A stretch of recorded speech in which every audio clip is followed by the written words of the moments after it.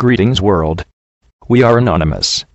The Rothschilds have been in control of the world for a very long time, till now. Let us, anonymous, provide evidence for this, from this special feature. The Rothschilds have, with their founding of Zionism, traded the principles of the Torah, and the people who have suffered the most at the hands of these Zionists are the Jews. I name individual Rothschilds where I can, but due to the secrecy which they shroud themselves in, naming the exact Rothschild is not always possible. They are known to have intermarried into the following elite bloodlines: the Astors, the Bundys, the Cullens, the DuPonts, the Freemans, the Kennedys, the Morgans, the Oppenheimers, the Rockefellers, the Sassoons, the Schiffs, the Defts, and the Van Dynes. Any marriage between the Rothschilds and other known elite bloodlines is merely a business deal, and they are really just one big happy family. They also sire many children secretly that they can put into positions of power when required. I also wish to point out that this video is not criticizing everyone with the name Rothschild, just simply the criminal element of that group that have carried out the treachery detailed in this video. Furthermore, as stated, a large proportion of this criminal element no longer carry the name Rothschild, and there is a great deal of evidence pointing to the fact that those people currently in control of the United States, British, and Israeli governments are in fact Rothschilds. 1743. Mayer Amschelbauer, born Frankfurt, Germany, the son of Moses Amschelbauer, a moneylender, and the proprietor of a counting house. Over the entrance door, he places a red sign.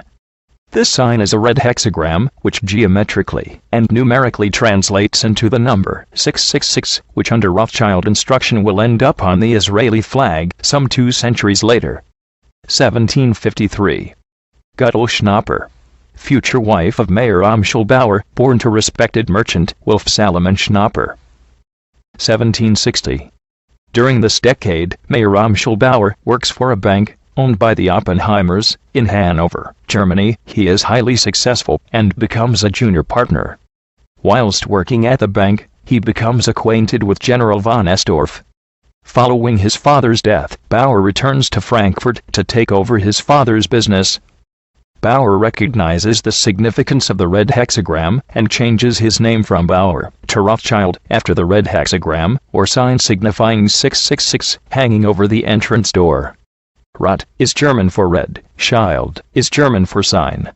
Now as Mayer Amschel Rothschild, he discovers that General von Estorff is now attached to the court of Prince William IX of Hesse-Hanau, one of the richest royal houses in Europe, which gained its wealth by the hiring out of Hessian soldiers to foreign countries for vast profits.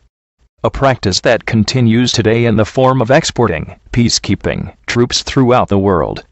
He therefore makes the general's reacquaintance on the pretext of selling him valuable coins and trinkets at discounted prices. As he plans, Rothschild is subsequently introduced to Prince William himself, who is more than pleased with discounted prices he charges for his rare coins and trinkets, and Rothschild offers him a bonus for any other business the prince can direct his way.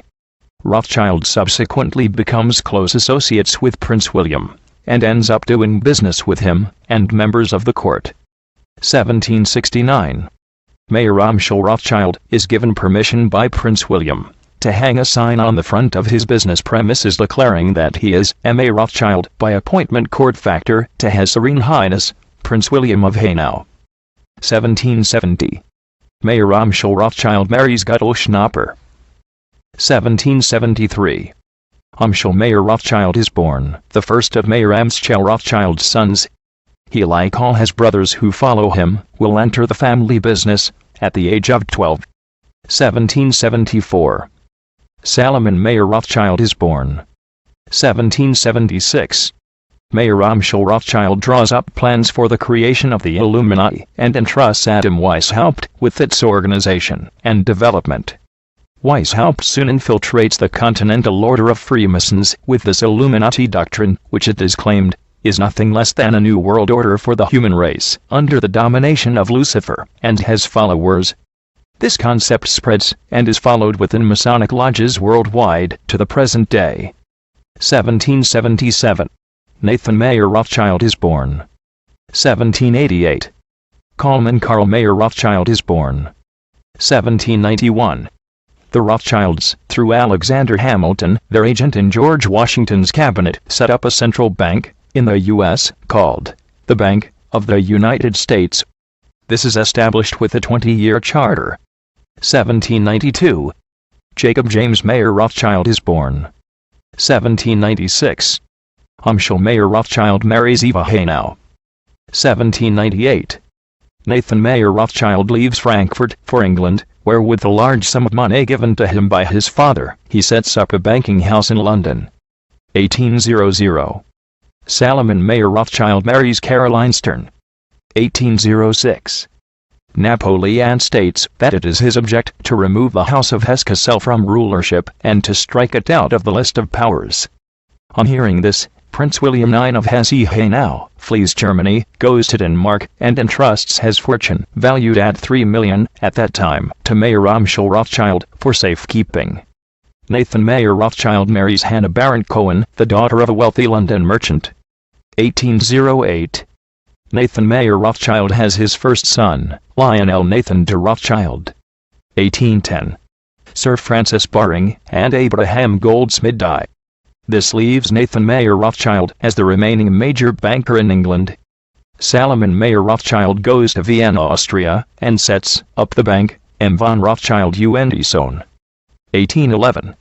The charter for the Rothschilds Bank of the United States runs out, and Congress votes against its renewal.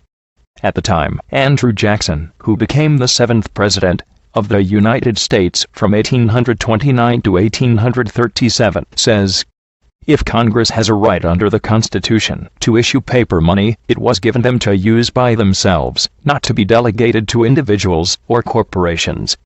Nathan Mayer Rothschild is not amused, and he stated, "Either the application for renewal of the charter is granted, or the United States will find itself involved in a most disastrous war." Andrew Jackson's response to this is to say, "You are a den of thieves and vipers, and I intend to rout you out, and by the eternal God, I will rout you out." Nathan Mayer Rothschild's reply to that: "Teach those impudent Americans a lesson. Bring them back to colonial status." 1812. Backed by Rothschild money, the British declare war on the United States. The Rothschilds' plan was to cause the United States to build up such a debt in fighting this war that they would have to surrender to the Rothschilds and allow the charter for the Rothschild-owned Bank of the United States to be renewed. Mayer Untold Rothschild dies. In his will, he lays out specific laws that the House of Rothschild were to follow. All key positions in the family business were only to be held by family members. Only male members of the family were allowed to participate in the family business. This included a reported sixth secret bastard son. It is important to note that Mayer Untold Rothschild also has 5 daughters, so today, the spread of the Rothschild Zionist dynasty, without the Rothschild name, is far and wide, and the mixed offspring of a Jewish mother is Jewish. The family was to intermarry with its first and second cousins. To preserve the family fortune of the 18 marriages by Mayer Untold Rothschild's grandchildren, 16 were between first cousins. No public inventory of his estate was to be published. No legal action was to be taken with regard to the value of the inheritance. The eldest son of the eldest son was to become the head of the family. This condition could only be overturned when the majority of the family agreed otherwise. This was straightway the case, and Nathan Mayer Rothschild was elected head of the family following his father, Mayer Untold Rothschild's death. Jacob James Mayer Rothschild goes to Paris, France, to set up the Bank de Rothschild Frères. Nathaniel de Rothschild, the son-in-law of Jacob James Mayer Rothschild, is born. 1814. With regard to the $3 million that Prince William IX of Hesse-Hainau had entrusted to Mayer Untold Rothschild for safekeeping, for an account of what happened next, we turn to the Jewish Encyclopedia, 1905 edition, Volume 10, page 494, which states, "According to legend, this money was hidden away in wine casks, and, escaping the search of Napoleon's soldiers, when they entered Frankfurt, was restored intact in the same casks. In 1814, when the Elector, Prince William IX of Hesse-Hainau, returned to the electorate in Germany." The facts are somewhat less romantic and more businesslike. This last line indicates the money was never returned by Rothschild to Prince William IX of Hesse-Hanau. The encyclopedia goes on to state, Nathan Mayer Rothschild invested this $3 million in gold from the East India Company, knowing that it would be needed for Wellington's Peninsula campaign. On the stolen money, Nathan made no less than 4 profits. 1. On the sale of Wellington's paper, which he bought at 50 cents on the dollar and collected at par. 2. On the sale of gold to Wellington. 3. On its repurchase, and 4. On forwarding it to Portugal. 1815. The 5 Rothschild brothers worked to supply gold to both Wellington's army, through Nathan in England, and Napoleon's army, through Jacob in France, and begin their policy of funding both sides in wars. Due to the fact that these brothers had banks spread out across Europe, this also gave them the opportunity to set up an unrivaled postal service network of secret routes and fast couriers, and the post they carried could be opened up by these couriers and their details given to the Rothschilds, so they always were one step ahead of current events. Furthermore, these Rothschild couriers were the only merchants allowed to pass through the English and French blockades. It was these couriers who also kept Nathan Mayer Rothschild up to date with how the war was going, so he could use that intelligence to buy and sell from his position on the stock exchange in accordance with that intelligence.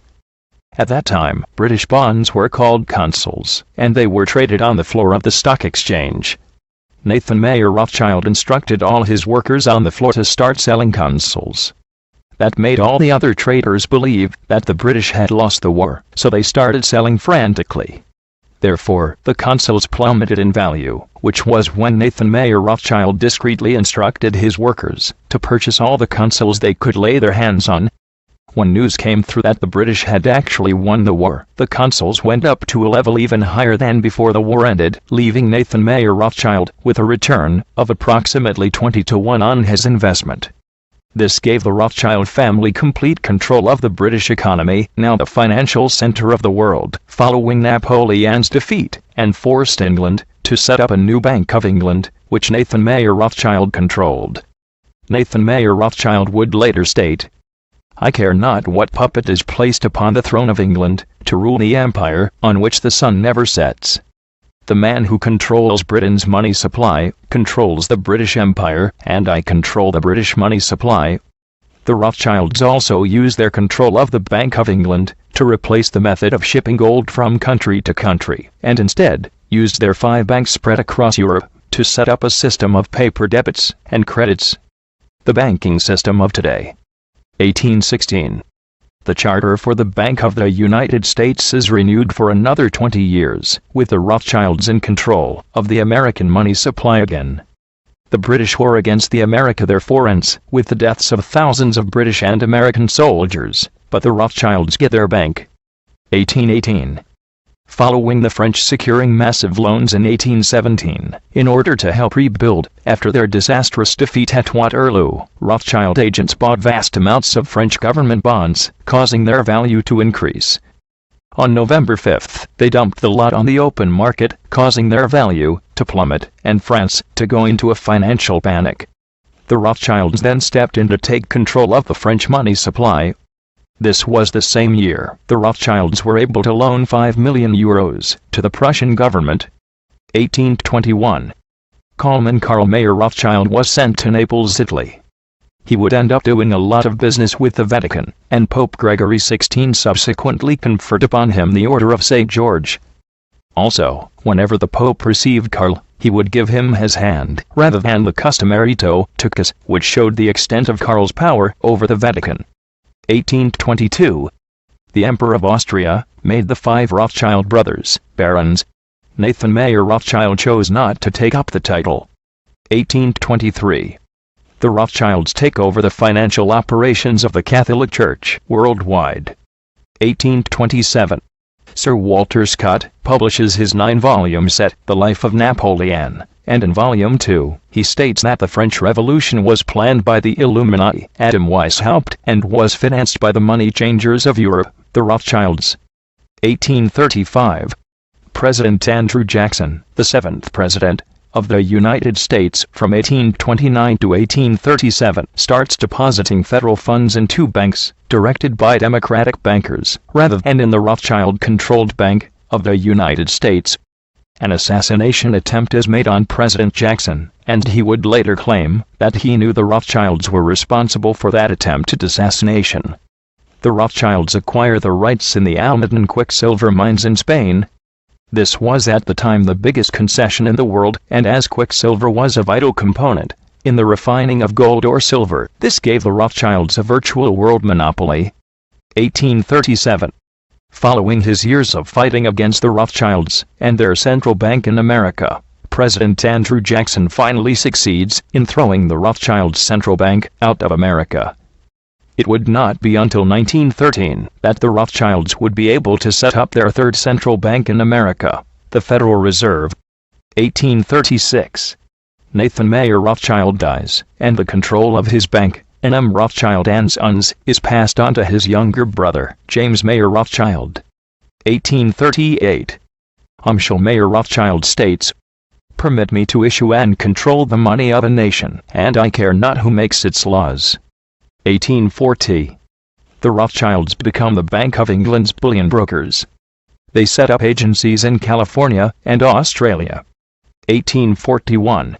President John Tyler, the 10th President of the United States from 1841 to 1845, vetoed the act to renew the charter for the Bank of the United States. He goes on to receive hundreds of letters threatening him with assassination. 1844. Salomon Mayer Rothschild purchases the United Coal Mines of Vitkovice, an Austro-Hungarian blast furnace company that would go on to be one of the top 10 global industrial concerns. Benjamin Disraeli, who would go on to become British Prime Minister twice, publishes Coningsby, in which he characterizes Nathan Mayer Rothschild as the Lord and Master of the money markets of the world, and of course, virtually Lord and Master of everything else. He literally held the revenues of southern Italy in pawn, and monarchs and ministers of all countries courted his advice and were guided by his suggestions. 1845. Andrew Jackson, the 7th President of the United States, dies.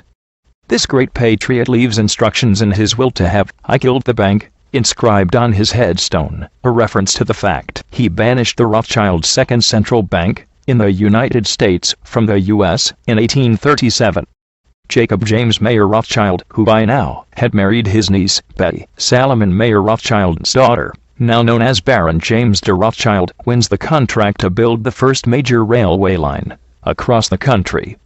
This was called the Chemin de Fer du Nord, and ran initially from Paris to Valenciennes, and then joined with the Austrian rail network built by his brother and wife's father, Salomon Mayer Rothschild. 1847. Lionel de Rothschild, now married to the daughter of his uncle, Kalman Karl Mayer Rothschild, is elected to the parliamentary seat for the City of London. A requirement for entering Parliament was to take an oath in the true faith of a Christian. Lionel de Rothschild refused to do this, as he was Jewish, and his seat in Parliament remained empty for 11 years until new oaths were allowed. 1848. Eva Haynau, Umshel Mayer Rothschild's wife, dies. 1849. Guttel Schnapper, Mayer Umshel Rothschild's wife, dies. Before her death, she would state, "If my sons did not want whores, there would be none."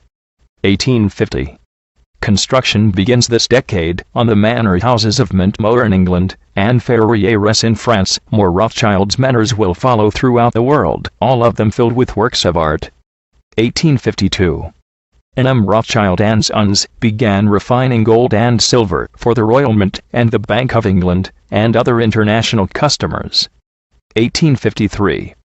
Nathaniel de Rothschild, the son-in-law of Jacob James Mayer Rothschild, purchased Chateau Braine Mouton, the Bordeaux vineyard of Mouton, and renamed it Chateau Mouton Rothschild.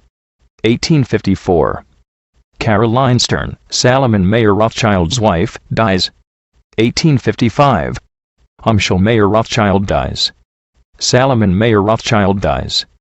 Kalman Karl Mayer Rothschild dies. 1858. Lionel de Rothschild finally takes his seat in Parliament, when the requirement to take an oath in the true faith of a Christian is broadened to include other oaths. He becomes the first Jewish member of the British Parliament. 1861. President Abraham Lincoln, 16th President of the United States from 1860 till his assassination in 1865, approaches the Rothschilds to try to obtain loans to support the ongoing American Civil War. The Rothschilds agree, provided Lincoln allows them a charter for another United States central bank, and are prepared to pay 24% to 36% interests on all monies loaned. Lincoln was very angry about this high level of interest, and so he printed his own debt-free money and informed the public that this was now legal tender for both public and private debts. 1862. By April, over $400 million worth of Lincoln's debt-free money had been printed and distributed. He went on to state, "We gave the people of this republic the greatest blessing they ever had, their own paper money, to pay their own debts." That same year, the Times of London publishes a story containing the following statement. If that mischievous financial policy, which had its origin in the North American Republic, should become indurated down to a fixture, then that government will furnish its own money without cost. It will pay off debts and be without a debt. It will have all the money necessary to carry on its commerce. It will become prosperous beyond precedent in the history of civilized governments of the world. The brains and the wealth of all countries will go to North America. That government must be destroyed, or it will destroy every monarchy on the globe. 1863. The Rothschild banking house in Naples, Italy, C.M. de Rothschild e Figli, closes, following the unification of Italy. The Rothschilds use one of their agents in America, John D. Rockefeller, to form an oil business called Standard Oil, which eventually takes over all of its competition. 1864. President Abraham Lincoln discovers the Tsar of Russia, Alexander II, 1855 to 1881, was having problems with the Rothschilds as well, as he was refusing their continual attempts to set up a central bank in Russia. President Lincoln asks the Tsar for help in the Civil War, and the Tsar sent part of his fleet to anchor off New York, and the other part off California. The Tsar made it clear to the British, French, and Spanish that if they attacked either side, Russia would take the side of President Lincoln. Lincoln subsequently won the Civil War. 1865. In a statement to Congress, President Abraham Lincoln states, "I have two great enemies, the Southern Army in front of me, and the financial institution in the rear. Of the two, the one in my rear is my greatest foe." Later that year, President Lincoln is assassinated. Nathaniel de Rothschild becomes Member of Parliament for Aylesbury, in Buckinghamshire. 1868. Jacob James Mayer Rothschild dies, shortly after purchasing Chateau Lafite, one of the four great premier Grand Cru estates of France. He is the last of Mayer Amschel Rothschild's sons to die. 1870. Nathaniel de Rothschild dies. 1873. The loss-making Rio Tinto copper mines in Spain are purchased by a group of foreign financiers, including the Rothschilds. These mines represented Europe's largest source of copper. 1875. N.M. Rothschild & Sons undertake a share issue to raise capital for the first Channel Tunnel project to link France to England, with half of its capital coming from the Rothschild-owned company du Chemin de Fer du Nord. This year, the Rothschilds also provided Prime Minister Benjamin Disraeli the finance for the British government to acquire a major stake in the Suez Canal. This deal was done in great secrecy by Lionel de Rothschild. 1876. Otto von Bismarck states, "The division of the United States into two federations of equal force was decided long before the Civil War by the high financial power of Europe. These bankers were afraid that the United States, if they remained in one bloc, and, as one nation, would attain economical and financial independence, which would upset their financial domination over the world." The voice of the Rothschilds predominated. They foresaw the tremendous booty if they could substitute two feeble democracies, indebted to the financiers, to the vigorous republic, confident and self-providing. Therefore, they started their emissaries in order to exploit the question of slavery, and thus dig an abyss between the two parts of the republic. 1879. Lionel de Rothschild dies. 1881. President James A. Garfield, the 20th President of the United States, who lasted only 100 days, states 2 weeks before he was assassinated, Whoever controls the volume of money in our country is absolute master of all industry and commerce. And when you realize that the entire system is very easily controlled, one way or another, by a few powerful men at the top, you will not have to be told how periods of inflation and depression originate. Edmund James de Rothschild has a son, Maurice de Rothschild. 1883. After 6,000 feet of tunnel in the Channel Tunnel project being excavated, the British government halted the project, citing the fact that it would be a threat to Britain's security. 1885. Nathaniel Rothschild, son of Lionel de Rothschild, becomes the first Jewish peer and takes the title of Lord Rothschild. 1886. The French Rothschild Bank, de Rothschild Frères, obtains substantial amounts of Russia's oil fields and forms the Caspian and Black Sea Petroleum Company, which quickly becomes the world's second largest oil producer. 1887. The Rothschilds finance the amalgamation of the Kimberley diamond mines in South Africa. They subsequently become the biggest shareholders of this company, De Beers, and mine precious stones in Africa and India. 1888. Namie Halfin, future wife of Maurice de Rothschild, is born. 1891. The British Labour leader makes the following statement on the subject of the Rothschilds. This blood-sucking crew has been the cause of untold mischief and misery in Europe during the present century, and has piled up its prodigious wealth chiefly through fomenting wars between states which ought never to have quarreled. Whenever there is trouble in Europe, wherever rumors of war circulate, and men's minds are distraught with fear of change and calamity, you may be sure that a hook-nosed Rothschild is at his game somewhere near the region of the disturbance.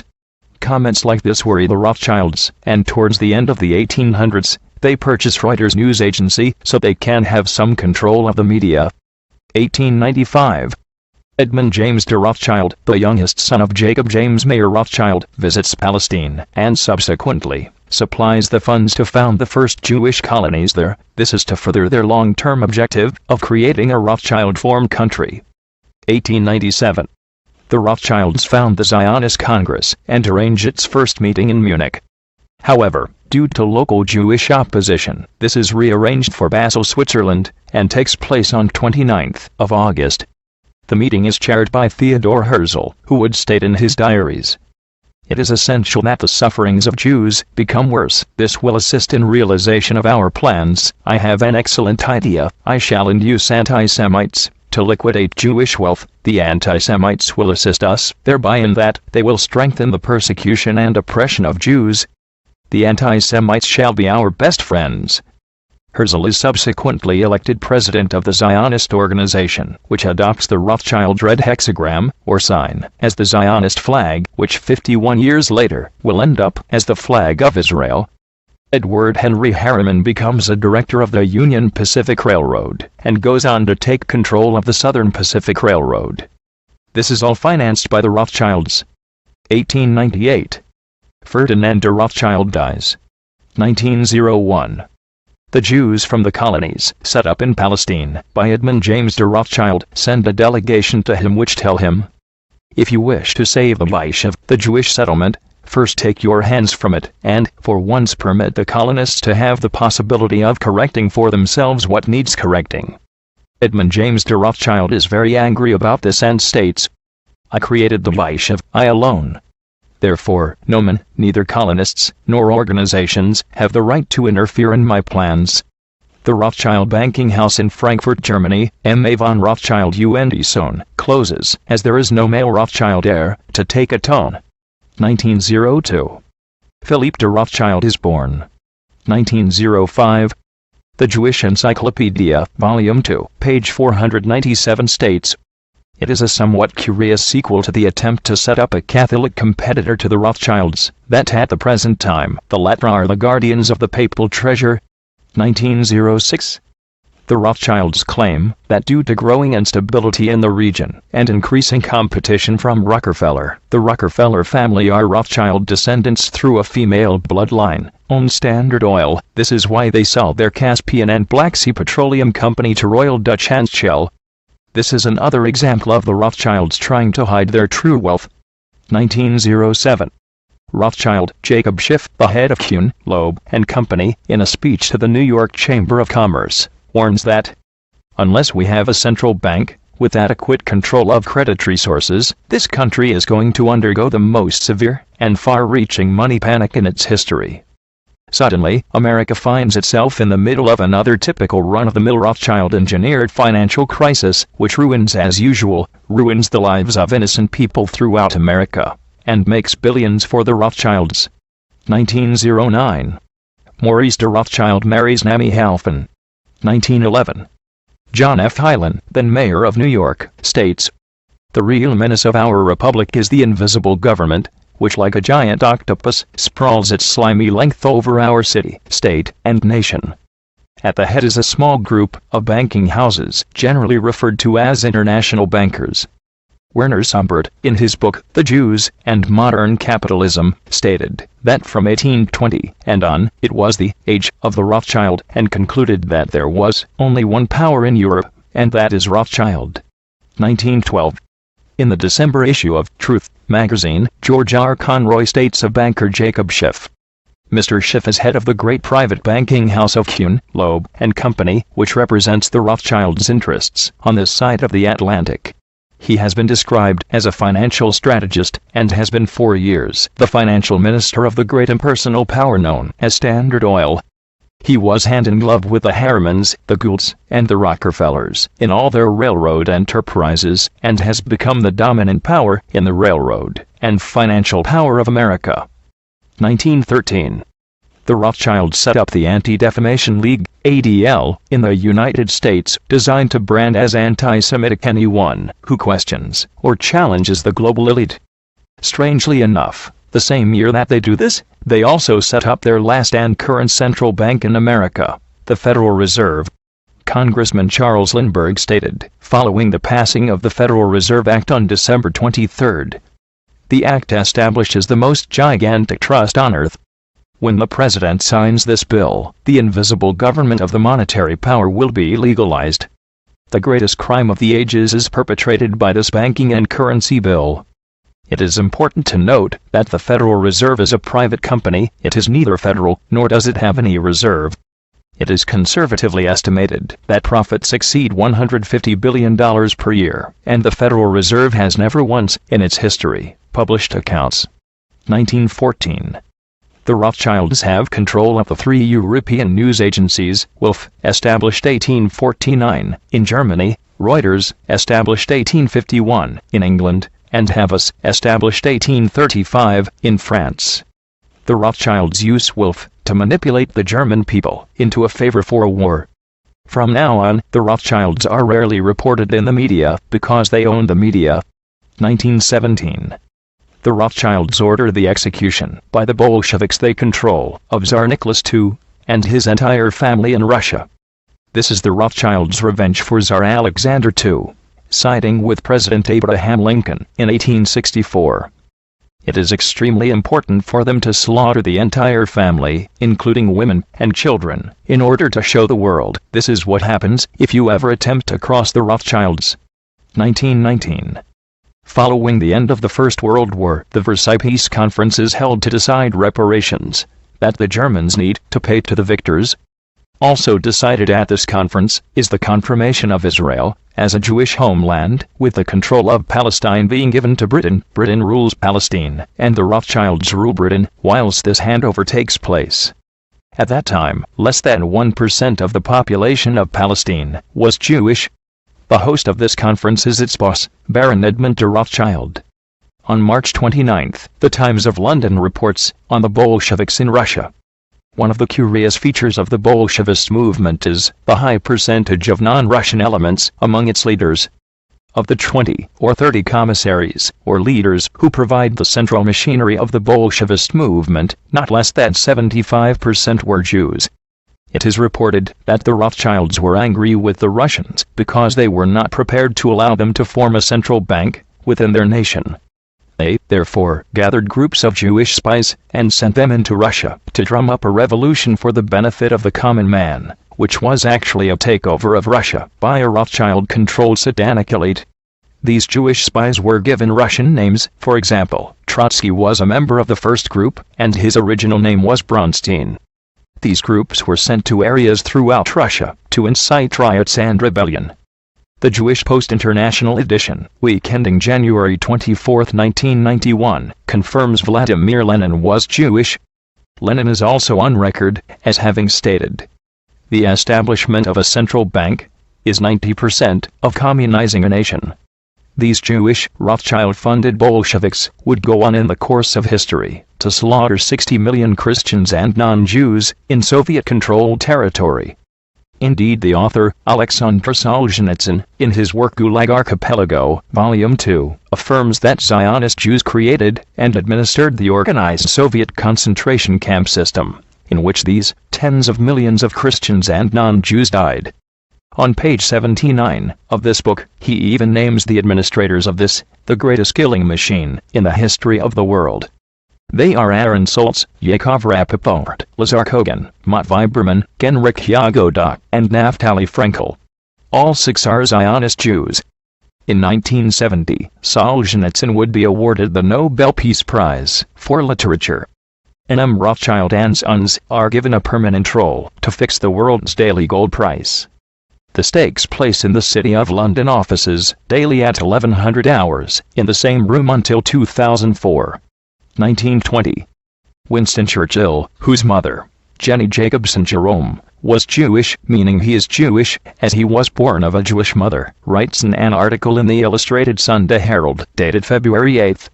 From the days of Illuminati leader Weishaupt, to those of Karl Marx, to those of Trotsky, this worldwide conspiracy has been steadily growing.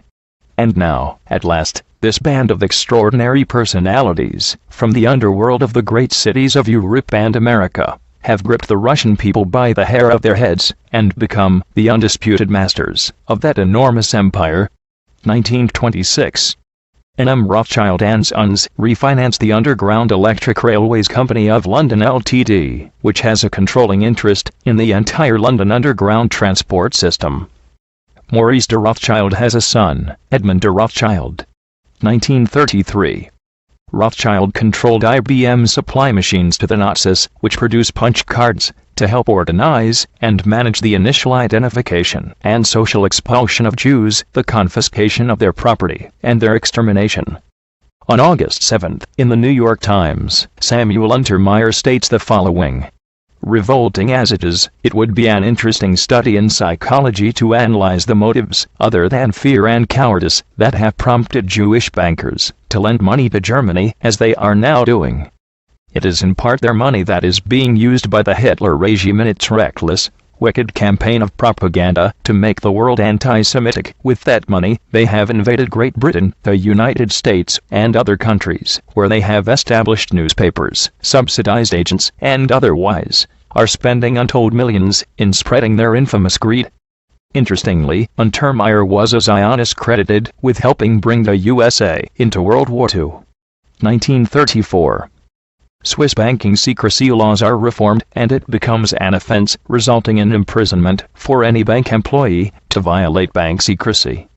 This is all in preparation for the Rothschild-engineered Second World War, in which, as usual, they will fund both sides. Edmund de Rothschild dies. 1938. The Rothschilds' Austrian banking house in Vienna, SM von Rothschild und Sohn, closes, following the Nazi occupation of Austria. 1939. IG Farben, the leading producer of chemicals in the world, and largest German producer of steel, dramatically increases its production.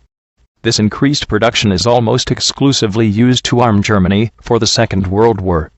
This company was controlled by the Rothschilds, and would go on to use Jews and other disaffected peoples as slave labor in the concentration camps.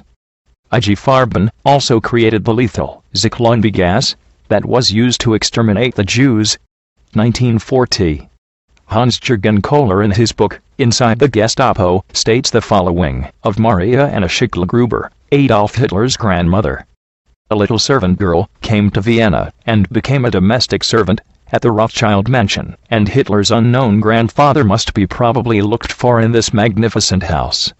This is backed up by Walter Langer in his book, The Mind of Hitler, in which he states, Adolf's father, Alois Hitler, was the illegitimate son of Maria Anna Schickler-Gruber. Maria Anna Schickler-Gruber was living in Vienna at the time she conceived. At that time, she was employed as a servant in the home of Baron Rothschild. As soon as the family discovered her pregnancy, she was sent back home, where Eloise was born. 1942. Prescott Bush, father of future American presidents George Herbert Walker and George W., has his company seized under the Trading with the Enemy Act. He was funding Hitler from America, whilst American soldiers were being killed by German soldiers. Jews are also being slaughtered by these same soldiers. Interestingly, the ADL never criticizes any of the Bushes for this. 1943. February 18. Zionist Isaac Greenbaum, head of the Jewish Agency Rescue Committee, in a speech to the Zionist Executive Council states, "If I am asked, could you give from the UJA, United Jewish Appeal, monies to rescue Jews, I say, no, and I say again no." He would go on to state, "One cow in Palestine is worth more than all the Jews in Poland."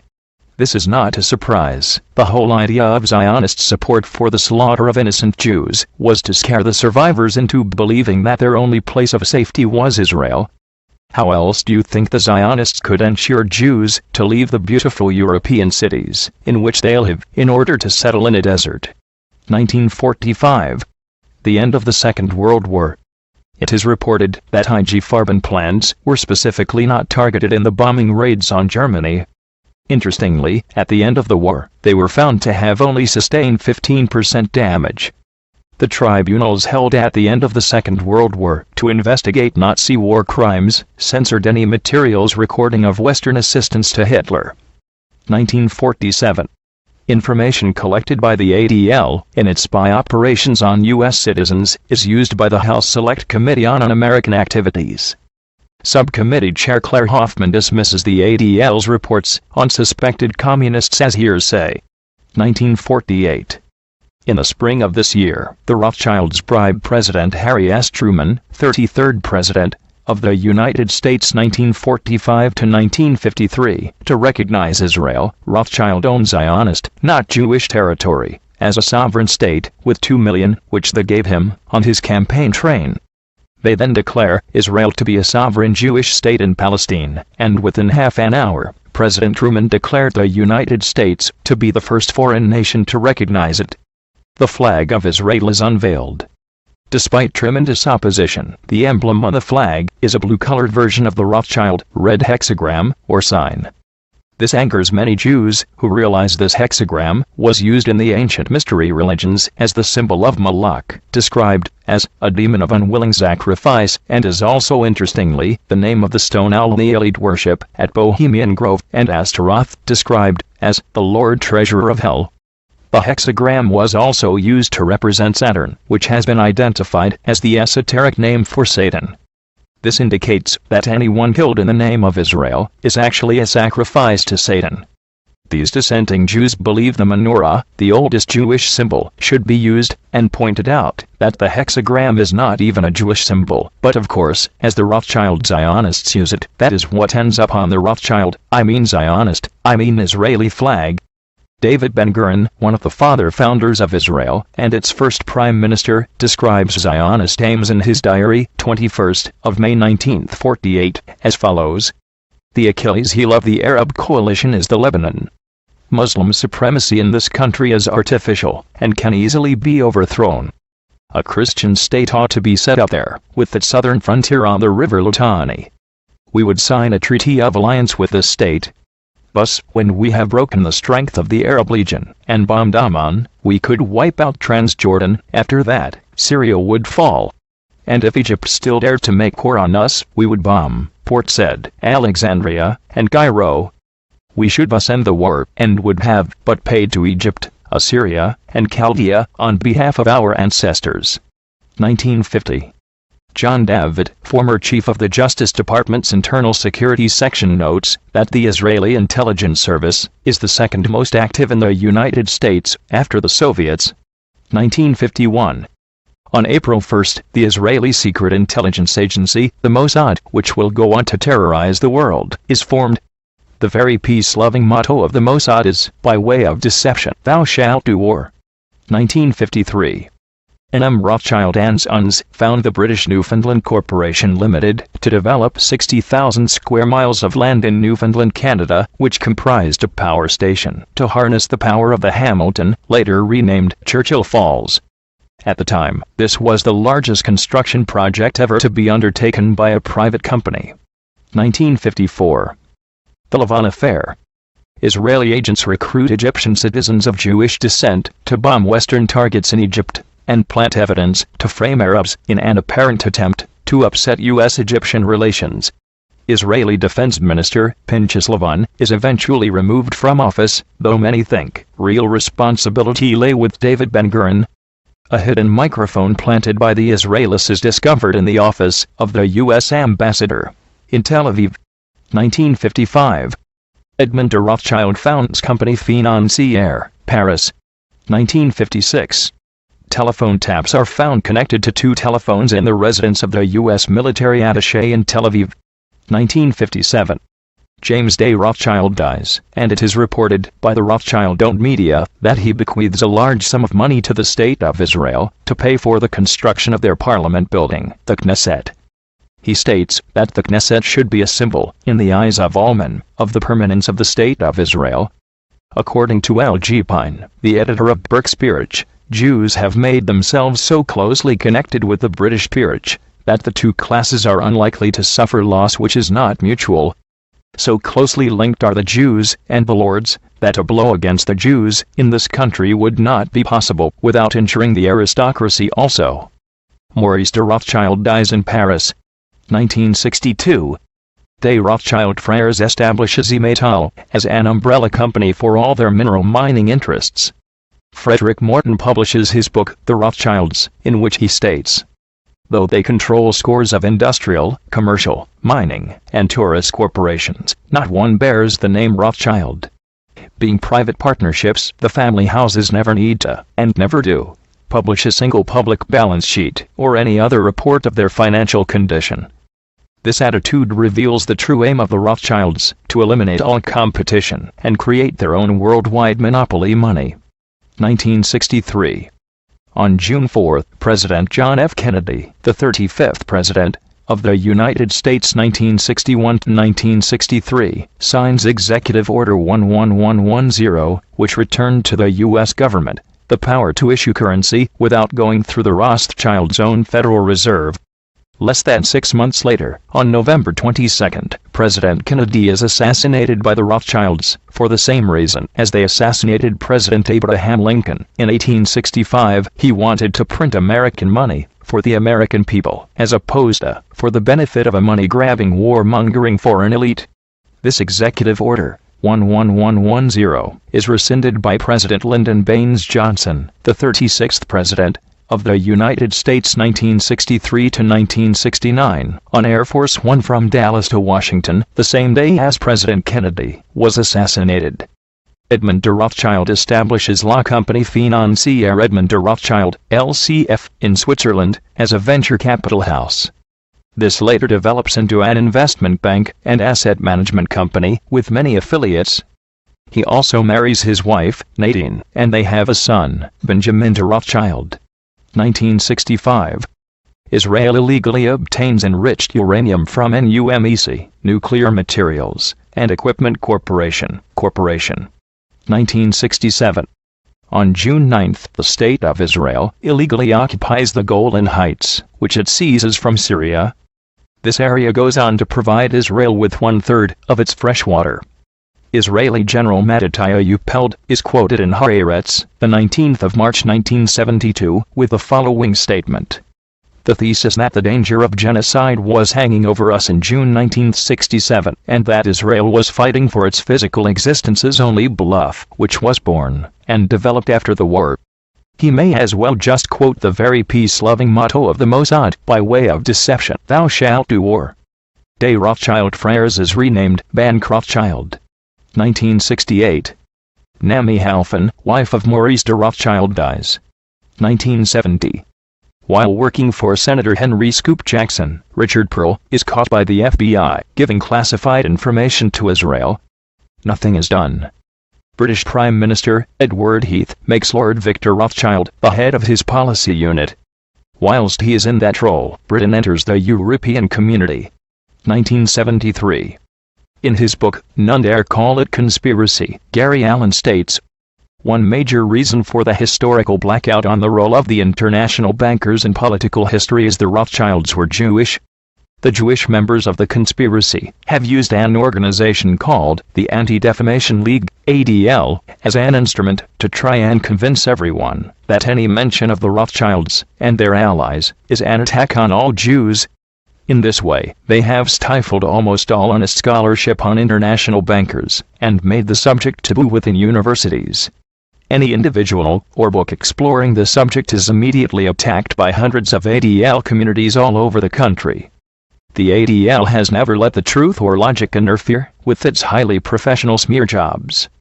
Actually, nobody has a right to be more angry at the Rothschild clique and their fellow Jews. The Rothschild Empire helped finance Adolf Hitler. George J. Laurer, an employee of the Rothschilds, controlled IBM, invents the UPC, Universal Product Code barcode, which will eventually be placed upon every item traded worldwide and bear the mark of the beast, 666. The Book of Revelation states, no man might buy or sell, save he that had the mark, or the name of the beast, or the number of his name. The whole satanic aims of the Rothschilds are now in full view of the world. Everything bought or sold carries the mark of the beast, 666. N.M. Rothschild and Sons British Newfoundland Corporation, Churchill Falls project in Newfoundland, Canada, is completed. N.M. Rothschild and Sons also create a new asset management part of the company which traded worldwide. This eventually became Rothschild Private Management Limited. Edmund de Rothschild, a great-grandson of Jacob James Mayer Rothschild, bought the Cru Bourgeois estate of Chateau Clark in Bordeaux. 1978. Stephen Bryan, then a Senate Foreign Relations Committee staffer, is overheard in a Washington, D.C. hotel, offering confidential documents to top Israeli military officials. Bryan obtains a lawyer, Nathan Lewin, and the case heads for the grand jury, but is mysteriously dropped. Bryan later goes to work for Richard Pearl. 1979.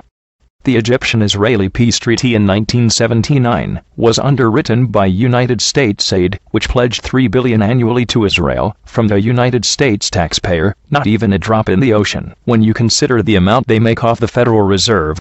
Shin Bet, the Israeli Internal Security Agency, tries to penetrate the U.S. Consulate General in Jerusalem through a honey trap using a clerical employee who was having an affair with a Jerusalem girl. Baron and Baroness Philip B. de Rothschild, in a joint venture with Robert Mundavy, begin the construction of a pyramid in Napa Valley, California, where the leader and founder of the Church of Satan, Anton LaVey, was based. This is known as Opus 1, which means the first work, and the front for this temple is that it is a winery. 1980. The global phenomenon of privatization starts. The Rothschilds are behind this from the very beginning, in order to seize control of all publicly owned assets worldwide. 1981. Bank Rothschild is nationalized by the French government. The new bank is called Compagnie Européenne de Banque. The Rothschilds subsequently set up a successor to this French bank, Rothschild and Cie Bank, RCB, which goes on to become a leading French investment house. Bloodline. 1985. Anonymous declares that Mullins publishes who owns the TV networks, in which he reveals the Rothschilds have control of all three major U.S. networks, then NBC, CBS, and ABC. The New York Times reports the FBI is aware of at least 24 incidents in which American officials transferred classified information to the Israelis, quoting former Assistant Director of the FBI, Raymond Wannell. The Justice Department does not prosecute. Richard Smith, the owner of MILCO, is indicted on charges of smuggling nuclear timing devices to Israel. N.M. Rothschild and Sons advised the British government on the privatization of British gas. They subsequently advised the British government on virtually all of their other privatizations of state-owned assets, including British Steel, British Coal, all the British Regional Electricity Boards, and all the British Regional Water Boards. A British MP, heavily involved in these privatizations, is future Chancellor of the Exchequer, Norman Lamont, a former Rothschild banker. 1986. Mordecai Vanunu, a technician at Dimona, Israel's nuclear installation, from 1976 to 1985, discovers that the plant was secretly producing nuclear weapons. His conscience made him speak out, and in 1986, he provided the London Sunday Times with the facts and photos they used to tell the world about Israel's nuclear weapons program. His evidence showed that Israel has stockpiled up to 200 nuclear warheads, with no debate or authorization from its own citizens. On the 30th of September 1986, Vanunu was lured from London to Rome. There he was kidnapped, drugged, and shipped to Israel. After a secret trial, he was sentenced to 18 years for treason and espionage, though he had received no payment and communicated with no foreign power. He goes on to be held in complete isolation for 11 years, only allowed occasional visits from his family, lawyer, and a priest, conducted through a metal screen. Although he completes his sentence, the Israeli government continues to hold him against his will. 1987. Edmund de Rothschild creates the World Conservation Bank, which is designed to transfer debts from third world countries to this bank, and in return, those countries would give land to this bank. This is designed so the Rothschilds can gain control of the third world, which represents 30% of the land surface of the earth. On April 24, the Wall Street Journal reveals the role of Israel in Iran-Contra scandal won't be explored in detail by panels. 1988.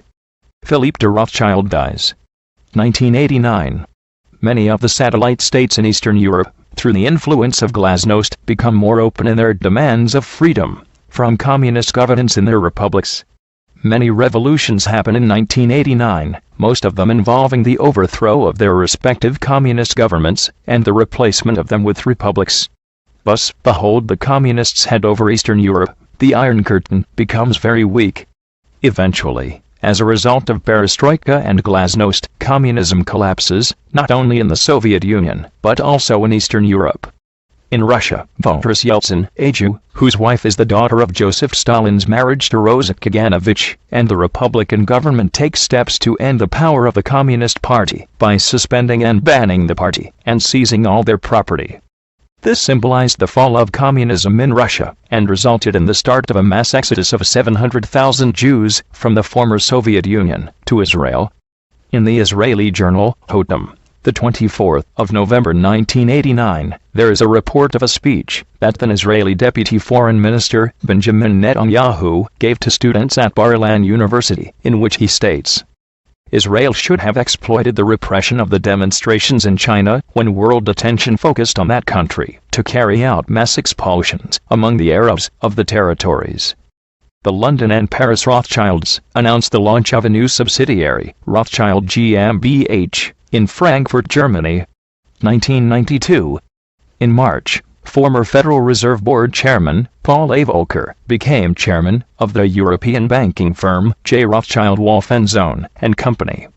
Stephen Bryan, caught offering confidential documents to Israel in 1978, is serving on board of the pro-Israeli Jewish Institute for National Security Affairs while continuing as a paid consultant with security clearance on exports of sensitive U.S. technology. The Samson Option by Seymour M. Hersh reports, illicitly obtained intelligence was flying so voluminously from LAKAM, a secret Israeli intelligence unit, a Hebrew acronym for Scientific Liaison Bureau, into Israeli intelligence, that a special code name, Jumbo, was added to the security markings already on the documents. There were strict orders, Ari Ben-Menashe recalled. Anything marked Jumbo was not supposed to be discussed with your American counterparts. The Wall Street Journal reports that Israeli agents apparently tried to steal Recon Optical Link's top-secret airborne spy camera system. On September 16, Britain's pound collapses when currency speculators led by Rothschild agent George Soros borrow pounds and sell them for Deutsche Marks, in the expectation of being able to repay the loan in devalued currency and to pocket the difference. This results in the British Chancellor of the Exchequer, Norman Lamont, announcing a rise in interest rates of 5% in one day, and, as a result, drives Britain into a recession which lasts many years, as large numbers of businesses fail, and the housing market crashes. This is right on cue for the Rothschilds, after they had privatized Britain's state-owned assets during the 1980s, driven the share price up, and then collapsed the markets so they could buy them up for pennies on the pound, a carbon copy of what Nathan Mayer Rothschild did to the British economy 180 years before, in 1812. It cannot be overstated that the Chancellor of the Exchequer, at that time, Norman Lamont, prior to becoming a MP, was a merchant banker with N.M. Rothschild and Sons, who he joined after reading economics at Cambridge. 1993. Norman Lamont leaves the British government to return to N.M. Rothschild and Sons as a director after his mission to collapse the British economy to profit the Rothschilds is accomplished. Former Congressman Paul Findlay publishes his seminal book, Deliberate Deceptions, Facing the Facts About the U.S.-Israeli Relationship. In this book, he lists the 65 United Nations member resolutions against Israel from the period 1955 to 1992, and the 30 United States vetoes on Israel's behalf, which if not made, would have seen Israel have 95 resolutions against them at this point. No matter, even with Israel's puppet, the United States helping them to terrorize others, the 65 resolutions passed against Israel are more than all the resolutions passed against all other countries combined. Not that Israel cared too much about the views of the United Nations, when you consider that less than 2 weeks after Israel's attack on the USS Liberty, an attack designed to sink the Liberty, and blame it on Egypt, prompting the USA into a war with Egypt, on behalf of Israeli lies, remember the Mossad motto, by way of deception, thou shalt do war. The Israeli Foreign Minister, Abba Eban, stated of the United Nations, if the General Assembly were to vote by 121 votes to 1 in favor of Israel, returning to the armistice lines, pre-June 1967 borders, Israel would refuse to comply with the decision. New York Times, 19 June 1967. The ADL is caught operating a massive spying operation on critics of Israel, Arab Americans, the San Francisco Labor Council, ILWU Local 10, Oakland Educational Association, NAACP. Irish Northern Aid, International Indian Treaty Council, the Asian Law Caucus, and the San Francisco Police. Data collected was sent to Israel, and in some cases, to South Africa. Pressure from Jewish organizations forces the city to drop the criminal case, but the ADL settles a civil lawsuit for an undisclosed sum of cash. 1995. Former atomic energy scientist Dr. Kitty Little claims the Rothschilds now control 80% of the world's uranium supplies, giving them a monopoly over nuclear power. The Defense Investigative Service circulates a memo warning U.S. military contractors that Israel aggressively collects U.S. military and industrial technology. The report stated that Israel obtains information using ethnic targeting, financial aggrandizement, and identification and exploitation of individual frailties of U.S. citizens.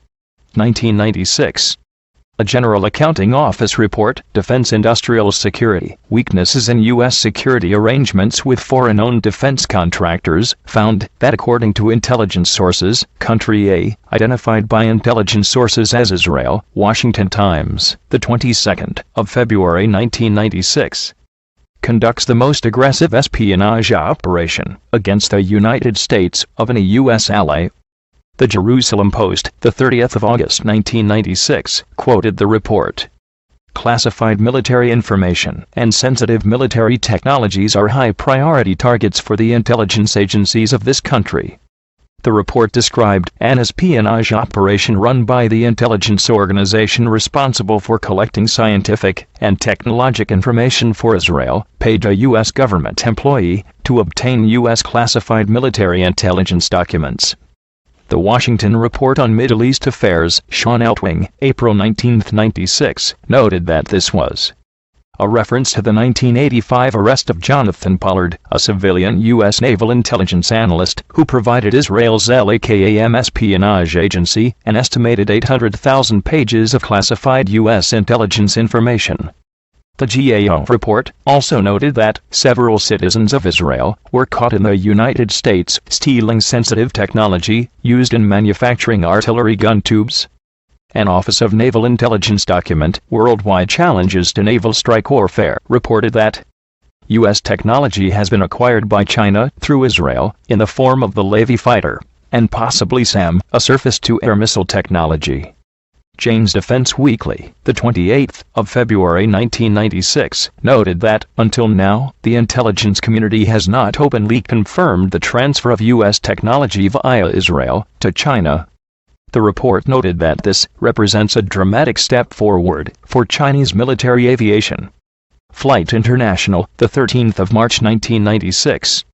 Rothschild, 41, is strangled with a heavy cord of his own rope in his hotel room in Paris. French Prime Minister orders the French police to close their investigation, and Zionist Rupert Murdoch instructs his editors and news managers around the world to report it as a heart attack if they need to report it at all. 1997. An Army mechanical engineer, David A. Tenenbaum, inadvertently gives classified military information on missile systems and armored vehicles to Israeli officials. New York Times, the 20th of February 1997. The Washington Post reports, U.S. intelligence has intercepted a conversation in which two Israeli officials had discussed the possibility of getting a confidential letter that then Secretary of State Warren Christopher had written to Palestinian leader Yasser Arafat.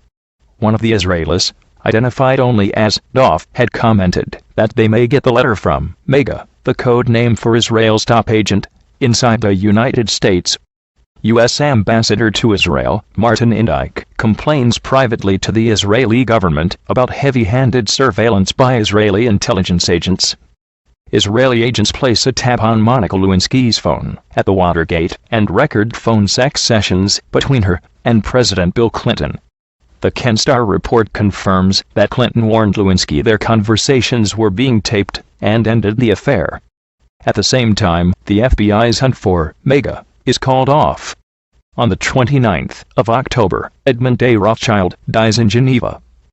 Interestingly, on the exact same day, Anton Zander Levy, the founder of the Church of Satan, also dies, who, in his book, Satan Speaks, he states in relation to the Protocols of the Elders of Zion, "The first time I read the Protocols of the Elders of Zion, my instinctive reaction was, so what's wrong with that? Isn't that the way any master plan should work? Doesn't the public deserve, nay, demand, such despotism?" Kofi Annan becomes Secretary General to the United Nations. He is married to Nain Lagergren, a Rothschild, who he wed in 1984. 1998. The European Central Bank is set up in Frankfurt, the city from which the Rothschilds originate. 2000. George W. Bush is elected, so they tell me, President of the United States. Bush and his family claim to be descendants of the House of Plantagenet, which is descended from the Royal House of Judah.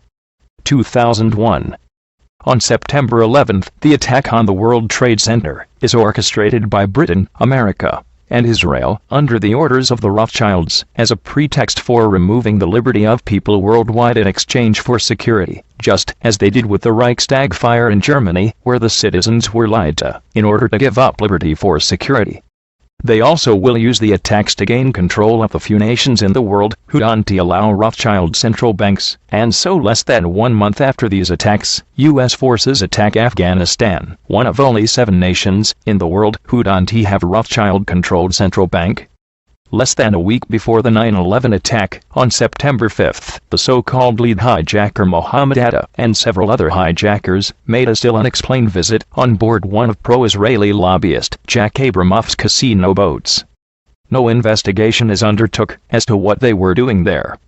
It is discovered that U.S. drug agents' communications have been penetrated. Suspicion falls on 2 companies, AMDOCS and Converse Infosys, both owned by Israelis. AMDOCS generates billing data for most U.S. phone companies and is able to provide detailed logs of who is talking to whom. Converse Infosys builds the tapping equipment used by law enforcement to eavesdrop on all American telephone calls, but suspicion forms that Converse Infosys, which gets half of its research and development budget from the Israeli government, has built a backdoor into the system that is being exploited by Israeli intelligence, and that the information gleaned on U.S. drug interdiction efforts is finding its way to drug smugglers. The investigation by the FBI leads to the exposure of the largest foreign spy ring ever uncovered inside the United States, operated by Israel. Half of the suspected spies have been arrested when 9/11 happens. On 9/11, 5 Israelis are arrested for dancing and cheering while the World Trade Towers collapse. Supposedly employed by Urban Moving Systems, the Israelis are caught with multiple passports and a lot of cash. 2 of them are later revealed to be Mossad. As witness reports track the activity of the Israelis, it emerges that they were seen at Liberty Park at the time of the first impact, suggesting a foreknowledge of what was to come. The Israelis are interrogated, and then eventually sent back to Israel. The owner of the moving company used as a cover by the Mossad agents abandons his business and flees to Israel. The United States government then classifies all of the evidence related to the Israeli agents and their connections to 9/11. All of this is reported to the public via a 4-part story on Fox News by Carl Cameron. Pressure from Jewish groups, primarily AIPAC, forces Fox News to remove the story from their website.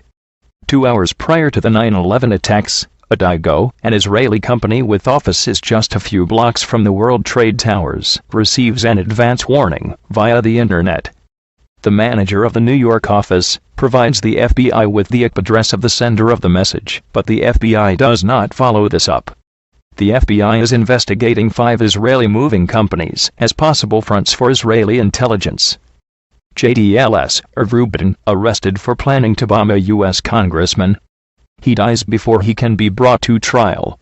1 week prior to the World Trade Center attack, the Zim Shipping Company moves out of its offices in the World Trade Center, breaking its lease and costing the company $50,000. No reason has ever been given, but the Zim Shipping Company is half owned by the State of Israel, the Rothschilds. 2002. Webster's Third New International Dictionary, unabridged, reprinted in 2002, provides a new definition of anti-Semitism, which has not been updated since 1956. It reads: Anti-Semitism. 1. Hostility toward Jews as a religious or racial minority group, often accompanied by social, political or economic discrimination. 2. Opposition to Zionism. 3. Sympathy for the opponents of Israel.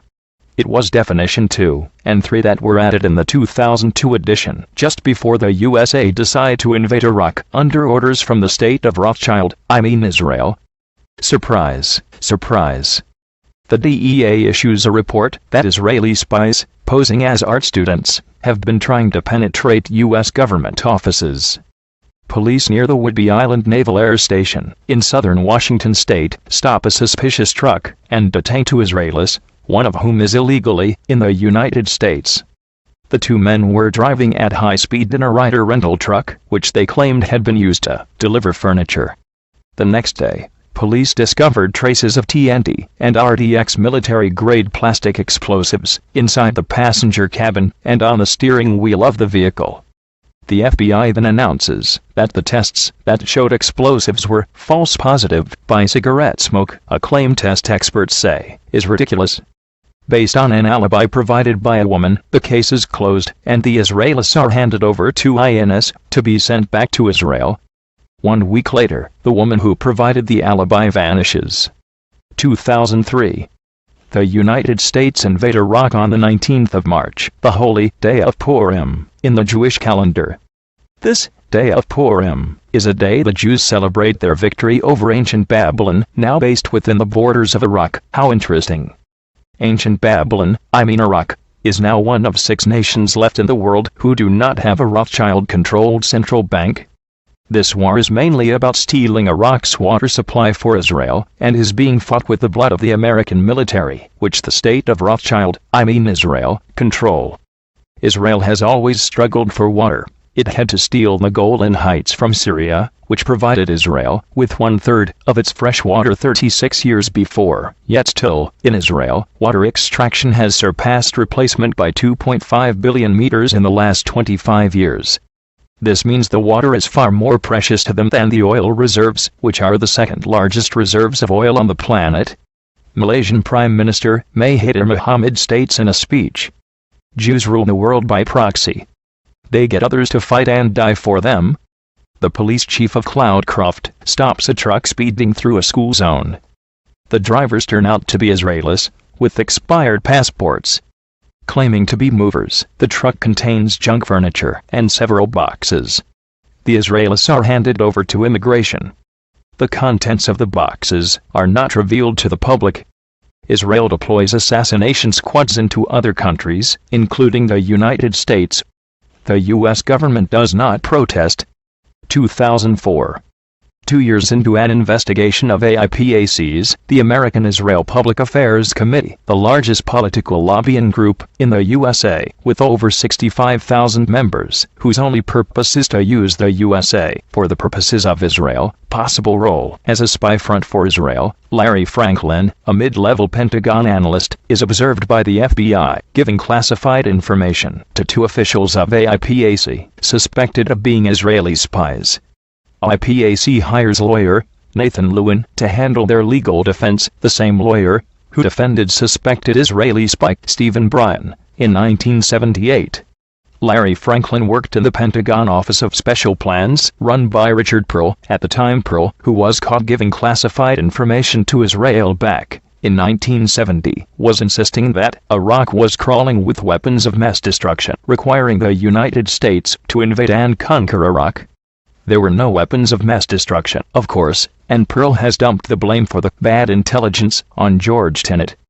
But what is known is that the Pentagon Office of Special Plans was coordinating with a similar group in Israel, in Ariel Sharon's office, with 2 suspected Israeli spies, at least, inside the office from which the lies that launched the war in Iraq originated. It appears that the people of the United States are the victims of a deadly hoax, a hoax that started war using the blood and money of American citizens for the purposes of Israeli oppression. The leaking of the investigation of AIPAC to the media on August 28, 2004, gave advance warning to other spies working with Franklin. The damage to the FBI's investigation was completed when United States Attorney General John Ashcroft ordered the FBI to stop all arrests in the case. Like the Stephen Bryan case and the hunt for Mega, this latest spy scandal seems destined by officials who have their own secret allegiances to protect, barring a massive public outcry.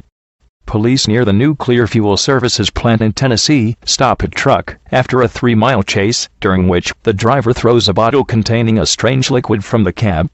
The drivers turn out to be Israelis, using fake identifications. The FBI refuses to investigate, and the Israelis are released. 2 Israelis tried to enter Kings Bay Naval Submarine Base, home to 8 Trident submarines. The truck tests positive for explosives. 2005. On the 7th of July, the London Underground network is bombed.